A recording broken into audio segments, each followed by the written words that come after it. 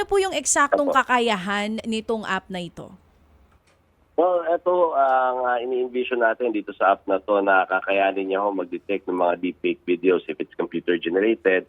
Tama ho kayo, may AI capacity din ho, may AI capabilities din po to spot naman ho even yung mga kasi ho kailangan mabilis yung pag-detect ng mga deepfakes lalo na yung mga complex ones kung saan yung gayang-gaya na talaga, so it can detect if it's computer generated yung lalo-lalo na yung mga features, the lighting, yung movement at saka ho yung manipulation, lalong-lalo na ho sa mga manipulation ng videos.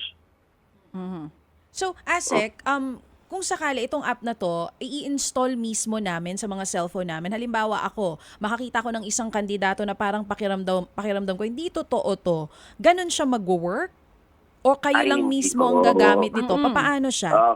DICT ho actually ang CICC ho bilang sila ho ang investigation na arm at saka agency ho ng DICT. Sila ho yung merong mag-i-install ng system at saka application na ho na to. Meron naman ho, DJ Chacha, to be fair naman ho, meron tumayang at tinatawag natin dito yung mga open source applications o yung mga hindi naman. Pag open source kasi ibig sabihin available sa market. Some are paid, some are not paid. Kaya yun nung natandaan niya yata nung lumabas yung video nung ating presidente, nagpakita tayo, nag-demo tayo ng mga open source applications na available sa market. So ibig sabihin, ASEC, kung ang isang ordinaryong citizen ay makakita po ng deepfake or kanina pinag-uusapan namin ni Cha yung nangyari nga sa akin na may deepfake video sa akin, ano pong gagawin? Isi-send po sa inyo tapos kayo po yung tatrabaho para malaman nyo po kung deepfake ito o hindi?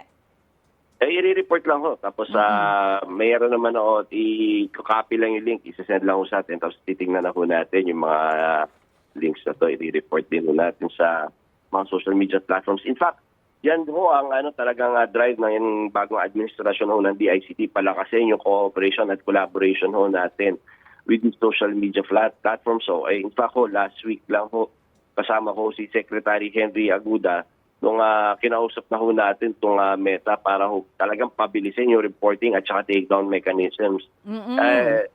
Ang maganda naman hong nangyari, na-testing din ho natin kaagad last week, DJ Chacha, within a matter of hours, pag ang gobyerno na ho ang nakipag-usap sa kanila, na-take down ho nila yung mga deepfake videos, lalo na And to be fair po, wala ho talaga yung pinatake down natin is both yung video ng ating mahal na Pangulo at yung ating Vice President. So talagang lahat ho, wala ho tayong wala tayong sinisino, whether anong color ang binibiktima ho, talagang deepfake is deepfake. Yun na lang ho ang gusto natin sabihin.